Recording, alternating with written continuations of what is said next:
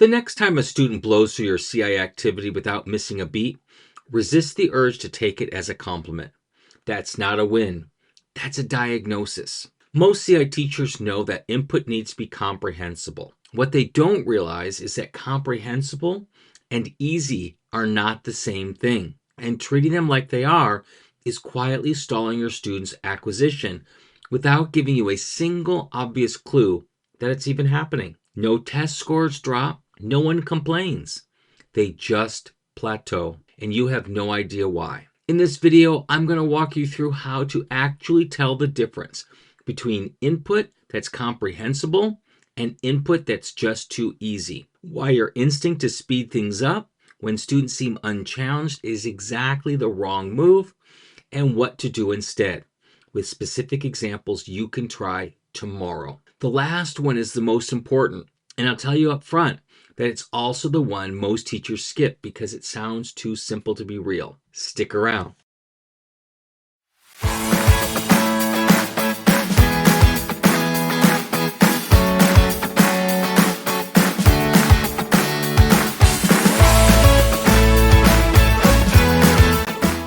Here's a situation. You've planned a solid activity, leveled input, familiar vocabulary, good context, and your students knock it out in about 4 minutes flat. They're not struggling. Nobody's asking for help. A few of them are already looking around the room like they're waiting for the next thing. So naturally, you think, great, they've got it. Let's move on. The problem is that they've got it and they've acquired it are not the same sentence. Easy input feels comfortable precisely because it isn't doing any work. There's nothing new being processed, no unfamiliar structure being sorted out, no meaning being negotiated. The brain is basically just confirming things it already knows. That's not acquisition. That's review, cosplaying as CI. Here's how to catch it before it wastes a whole class period. After a reading or listening activity, ask students to summarize in one sentence without looking at the text. Don't make it dramatic. Just say, okay, close it. Tell me what happened. If 80% or more of your students can nail it, almost word for word, your input was too easy. Not comprehensible, too easy. Those are different problems with different solutions, and solving the wrong one is how you end up going in circles. Now, the fix isn't complicated, but it is counterintuitive.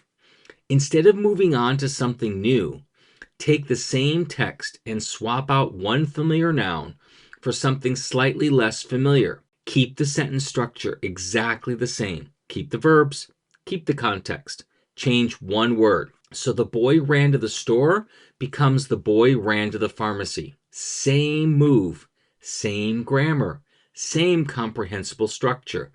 But now there's something in there the brain actually has to do something with. That's the difference. And then add a subplot. If your story has one character and one problem, it's probably too lean. A second character with a different goal, even a small one, gives students something to actually track. You're not writing a novel. You just need enough density that the brain has to show up. Something like, the boy ran to the pharmacy.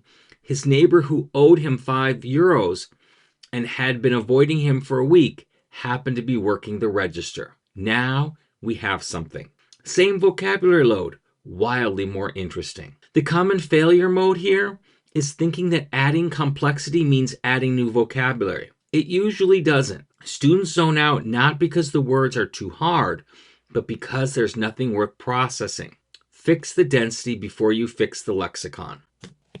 Think about your last class where students seemed a little too comfortable. What was your gut move? If the answer is, I went faster, you're in excellent company.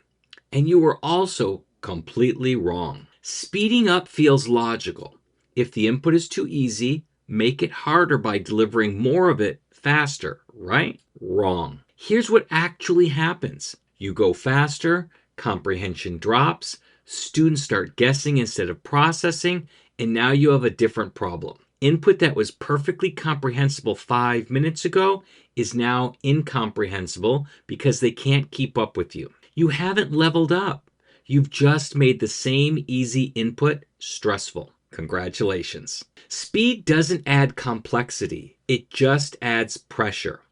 And pressure in a CI classroom tends to produce the exact thing we're trying to avoid: students performing instead of acquiring. Here's what you do instead. Add embedded clauses to the sentence you're already using. This is the single highest yield complexity move I know, and it takes about 30 seconds to set up. Take a sentence your students already know, the dog ran, and turn it into the dog who was terrified of the mailman but oddly loved the UPS driver ran. The core meaning hasn't changed. The vocabulary is still accessible, but now there's a relationship being described, a contrast being set up, and a personality being implied, all of which require actual processing. That's acquisition territory. The dog ran is not. You can build the whole thing live in front of the students. Write the short version on the board, then say, okay, let me make this more interesting. Add the clause out loud as you write it. Ask, what do we know about this dog now? Watch them lean in a little. That whole exchange takes about 90 seconds, and the complexity shift is real. The failure here is going too far, too fast, and burying the main clause so deep inside the embedded stuff that students lose track of what's happening. If you see faces go blank, strip it back one layer. Not to the original short version, just to one embedded clause instead of two. The goal is I plus 1, not I plus 4. And then the second move, go longer, not louder. Instead of reading a 2-paragraph text faster, read a 4-paragraph text at the same pace. More sentences at the same speed means more exposure to the same grammatical forms, more passes at the same vocabulary, and more time for acquisition to actually happen. Your pacing is probably fine. Your texts are too short. We're on the last one, and this is the one that tends to make teachers nervous because increased complexity sounds like advice that's one bad execution away from a room full of confused students staring at you like you're switched languages, which, to be fair, has happened to all of us. So here's the thing. Complexity is a dial, not a switch. The goal is never to make input hard. The goal is just to make it unfamiliar enough that the brain has to engage. Stephen Krashen called this I plus 1. One step beyond what students already know. Not 10 steps beyond. Not a half a step. One step. The easiest way I found to calibrate this is what I call the 3-level text test. Write the same basic passage at 3 complexity levels. Level 1.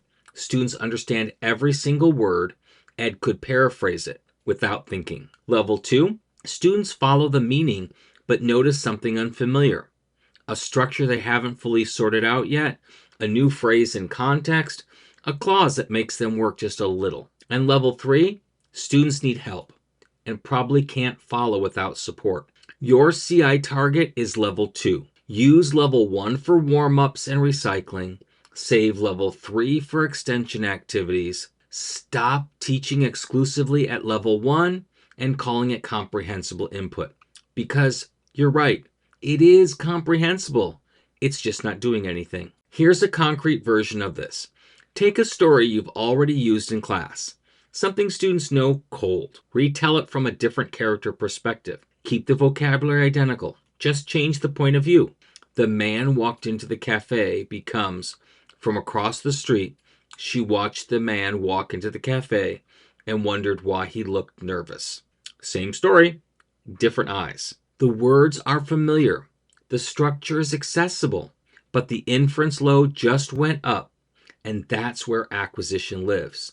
Students have to now process a second character's perspective and a new relationship between the two, using vocabulary they already know. That's the sweet spot. If students struggle with this, it almost always means the text got long before it got complex. The fix is to shorten the passage and increase the density in just 2 or 3 sentences rather than across a whole paragraph. Less text, more to process, same pace. Teach it slowly, read it twice, ask questions in between.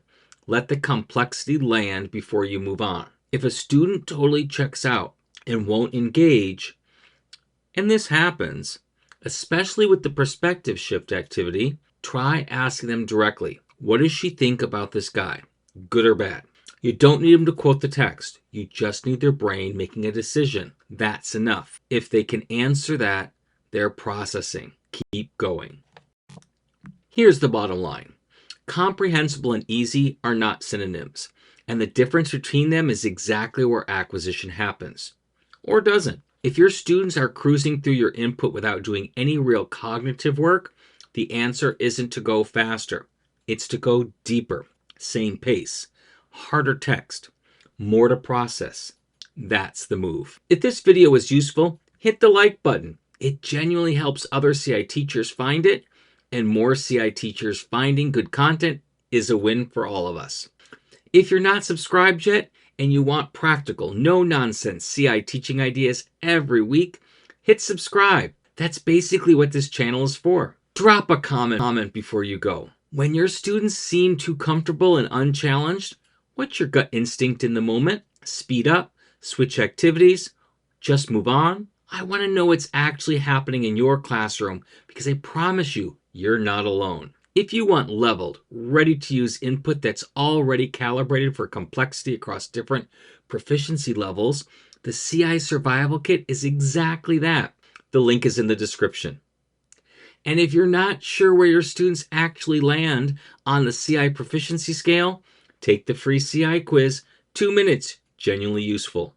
Also in the description. Click the next video on your screen and I'll see you there. Happy comprehensible input.